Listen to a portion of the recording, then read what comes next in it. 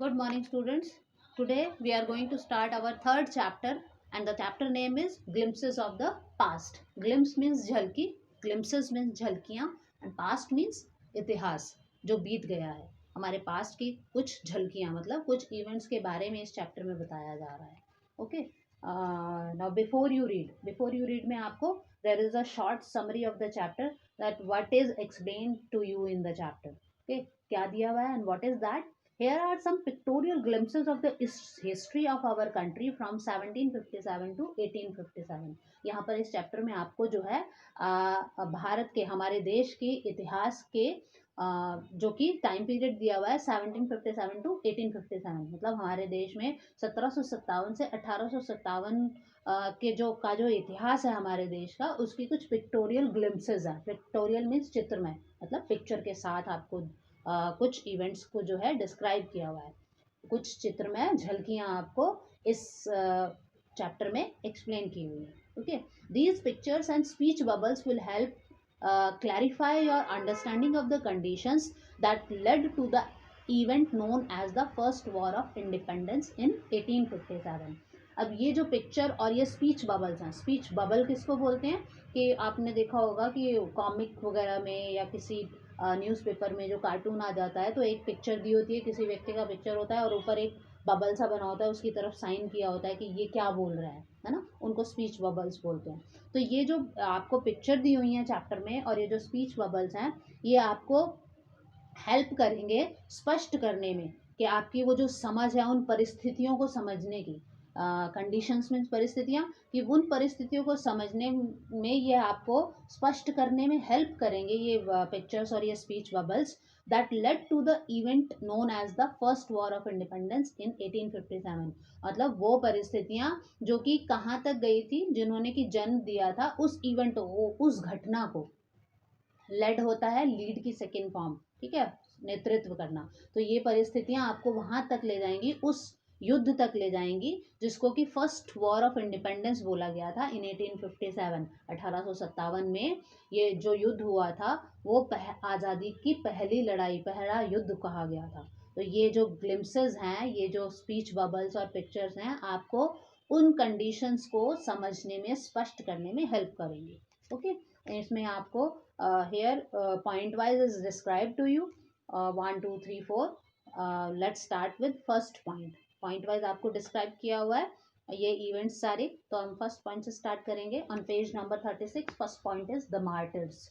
Martyr means शहीद, हमारे देश के शहीद. And in your picture a lady is speaking something, और वो जो क्या बोल रही हैं वो आपको बता रहे हैं. At a function in Delhi, ये जो है दिल्ली में एक फंक्शन का पिक्चर है और वो लेडी क्या बोल रही हैं. Oh my country man, let your eyes fill with tears as you recall the sacrifices of India's martyr. ये जो है इंडियन पार्लियामेंट का सीन आई थिंक, जहाँ पर फेमस सिंगर हैं लता मंगेशकर, हमारे देश की फेमस सिंगर हैं लता मंगेशकर. उन्होंने जो है अपने देश के शहीदों के लिए एक देशभक्ति गाना गाया था. ऐ मेरे वतन के लोगों जरा आँख में भर लो पानी, ये वही है. Oh my country man, let your eyes fill with tears as you recall the sacrifices of India's martyr.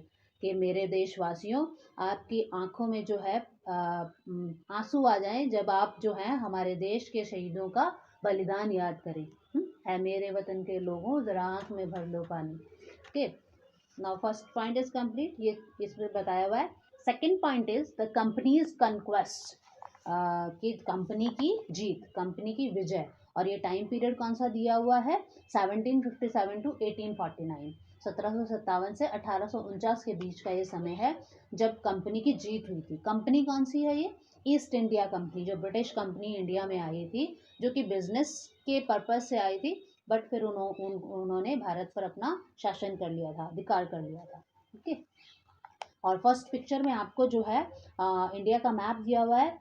One is yellow portion and the rest is pink portion. Yellow portion में आपको इंडिया के जो princess है, शासक हैं, उनको explain किया हुआ है, उस वो दिखाए हुए हैं येलो कलर से. और पिंक कलर जो है वो ब्रिटिश टेरिटरी का है, ठीक है, ब्रिटिश अधिकार क्षेत्र का है. With its superior weapons, the British East India Company was extending its power in 18th century India. अपने सर्वश्रेष्ठ हथियारों के साथ ब्रिटिश ईस्ट इंडिया कंपनी जो है अपनी ताकत जो है वो 18वीं शताब्दी में भारत में फैला रही थी, बढ़ा रही थी। एक्सटेंड मीन्स होता है फैलाना, बढ़ाना, ठीक है। उनके पास जो इतने पावरफुल हथियार थे, वेपन्स थे, उनसे जो है वो 18वीं शताब्दी में भारत में अपनी ताकत जो है वो फैला रही थी। कि ये टाइम जो है 1765 का है, इंडिया का जो दिया हुआ है। ठीक, इंडियन प्रिंसेस वर शॉर्ट साइटेड। अब भारतीय शासकों के बारे में बता रहे हैं। प्रिंसेस मीन शासक, भारतीय शासक जो थे वो शॉर्ट साइटेड थे। शॉर्ट साइटेड अदूरदर्शी, जो ज़्यादा दूर की नहीं, ज़्यादा आगे तक की नहीं सोच पाते हैं, ठीक है। इंडियन प्रिंसेस जो थे वो शॉर्ट साइटेड थे। दैट अपस्टार्ट राजा बा, अपस्टार्ट मीन्स होता है कल का राजा, मतलब जो अभी अभी नया राजा बना है। तो एक राजा बोल रहा है कि वो कल का नया राजा, call the English merchants, they will help me to defeat him. अब भारत का एक शासक जो है, एक राजा जो है, दूसरे राजा को हराने के लिए वो अपने कुछ आदमियों को आदेश दे रहे हैं कि वो ब्रिटिश मर्चेंट को बुलाकर लाओ, वह मुझे इसे हराने में मदद करेगा, ठीक है। The people had no peace due to such constant fights. अब राजाओं के बीच में, शासकों के बीच में जो लगातार लड़ाइयाँ हो रही थी, तो लोगों को शांति नहीं थी। बार बार थोड़े युद्ध होते जा रहे थे, तो लोगों में शांति नहीं थी। The rivalries had the east India company and it could easily subdue Indian princess one by one. Rivalries बोलते हैं प्रतिद्वंदिता को, है ना। और सबड्यू मीन्स होता है वश में कर लेना। अब ये जो राइवलरीज थी, ये जो प्रतिद्वंदिता थी, had the east India company, इसने जो है ईस्ट इंडिया कंपनी को मदद की। राइवलरीज किसकी थी? भारत के शासकों के बीच में, राजाओं के बीच में आपस में जो प्रतिद्वंदिता थी, एक से दूसरे को हराने की, मतलब एक चाहता था मैं दूसरे को हरा दूं, ये जो प्रतिद्वंदिता थी, इसने ईस्ट इंडिया कंपनी को हेल्प की। And it could easily subdue Indian princess one by one. और फिर ईस्ट इंडिया कंपनी ने क्या किया? आसानी से जो है भारतीय शासकों को एक के बाद एक अपने वश में कर लिया। सबड्यू मीन्स वश में करना, ठीक है। जब आपस में उनमें प्रतिद्वंदिता थी, तो वो इसका फायदा जो है ब्रिटिश ईस्ट इंडिया कंपनी ने उठाया, और उन्होंने जो है आसानी से एक के बाद एक करके भारतीय शासकों को अपने वश में कर लिया, अपने अधिकार में ले लिया। A far-seeing ruler like the brave Tipu of Mysore fought the British till he died fighting. अब एक शॉर्ट साइटेड आता है अदूरदर्शी, और एक फार सीइंग आया। ये फार सीइंग मतलब दूरंदेश, दूर तक की सोचने वाला, दूर तक की देखने वाला। तो ऐसे ही एक शासक थे भारत के, रूलर थे भारत के, और बहादुर टीपू सुल्तान, जिसके बारे में आपने काफ़ी कुछ सुना होगा, पढ़ा होगा, सीरियल्स भी आए हैं इनके बारे में। तो वो जो है मैसूर के राजा थे, और वो जो है ब्रिटिश ईस्ट इंडिया कंपनी से अपने मरने तक लड़ते रहे, मतलब अपने भारत को बचाने के लिए, अपने देश को बचाने के लिए वो मरते दम तक लड़ते रहे। How did Indians react to these conquest? अब ये जो कॉन्क्वेस्ट से, ये जो विजय थी ईस्ट इंडिया कंपनी की, इन पर भारतीयों ने कैसे रिएक्ट किया? कैसे अब मतलब रिएक्शन करना, एक तरीके से अपना अभिप्राय बताना, मतलब अपनी सोच को बताना, ठीक है। Thank God there is peace in the country now, no more wars and no looting by thugs. अब कुछ तो कह रहे हैं कि चलो भगवान का शुक्रिया है कि अब को देश में शांति है, अब ना ही कोई युद्ध है अब, और ना ही कोई ये ठग होते हैं, डाकू, हत्यारे, लुटेरे, इनके द्वारा अब कोई लूट नहीं है। It is God who sent the British, कि ये भगवान है जिन्होंने कि ब्रिटिश को भेजा, कि ईस्ट इंडिया कंपनी को यहाँ भेजा। Our destiny is linked to with them, हमारा भाग्य उनके साथ जुड़ा हुआ है। अब कुछ लोग तो ऐसे बातें कर रहे हैं कि भगवान का शुक्रिया अदा कर रहे हैं कि उन्होंने ईस्ट इंडिया कंपनी को भेजा, और हमारा भाग्य उनके साथ जुड़ा हुआ है। अब शुक्र है कि देश में शांति है, कोई युद्ध नहीं है, और हत्यारों, लुटेरे के द्वारा कोई लूटपाट भी नहीं हो रही है, ठीक है। कुछ लोग ये सोच रहे हैं, क्योंकि अब ज़्यादातर ईस्ट इंडिया कंपनी का अधिकार हो गया है, तो वो राजाओं ने आपस में लड़ना भी बंद कर दिया, तो युद्ध बंद हो गए हैं।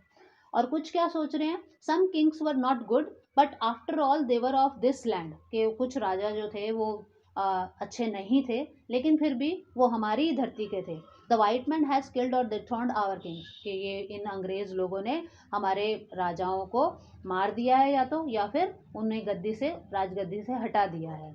Now we have become slaves of foreigners, के अब हम जो हैं इन फॉरनर्स के, इन अंग्रेज़ों के गुलाम हो गए हैं, इन विदेशियों के हम गुलाम हो गए हैं। मतलब कुछ अलग तरीके से सोच रहे हैं इससे और कुछ अलग तरीके से सोच रहे हैं। Okay, clear? We have completed 2 points today. Now we will continue in our next class. Enough for today.